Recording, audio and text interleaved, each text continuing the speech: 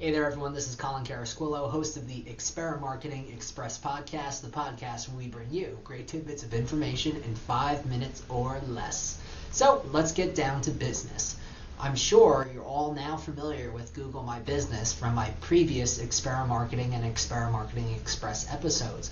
Google My Business offers you a tremendous amount of tools to educate yourselves on SEO content that you should be including in your listings, as well as your dealership websites and social channels, as well as can show you the actions that customers are taking when they Google your business, or even show you where your customer searches are coming from. So without further ado, let's jump over to the Nielsen Dodge Google My Business page here. So we have verified the Google My Business listing, make sure that that's optimized.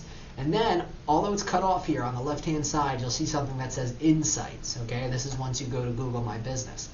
And it will show you how customers actually search for your business and when your business shows up on Google, right? So let's say someone searched for Nielsen Dodge, East Hanover, or Dodge dealer near me. All of those searches will be categorized in either direct, discovery, or branded. Okay, and you can see what percentage of searches come from each of those categories, and then you can do week, month, quarter. Let's just look at a month so you get a lot of data. So here are the queries that have actually been utilized, the most popular queries, to show the Nielsen Dodge Google My Business page.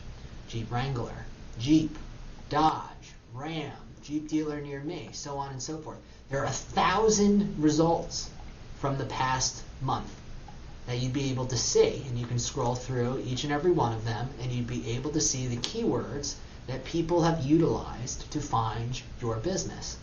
Now, why is this important?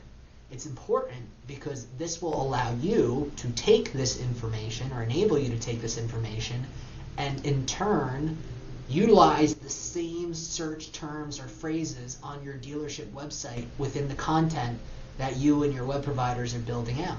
Right? So you would want to put in there large inventory of Jeep Wranglers in East Hanover, New Jersey. Now, whether that's the heading for a specific inventory page where then you link to all your Jeep Wranglers, or a blog post, that's really, really helpful information where you'd be able to say, okay, let me make sure that my content that I'm putting out there is utilizing or leveraging the actual phrases and queries that people are utilizing to find my business. Now, once the people find your business, you'd also be able to see some awesome information about listings on maps, how many times it's been shown in the past month, and then listings on search. So these people are actually in the Google Maps app or utilizing Google Maps on their computer, and that will show you how many times your business has shown up on maps, as well as showed you the listings on search. Now, you can isolate each one, right? There you go, and you can layer them together. So total views in the past month, 73,000.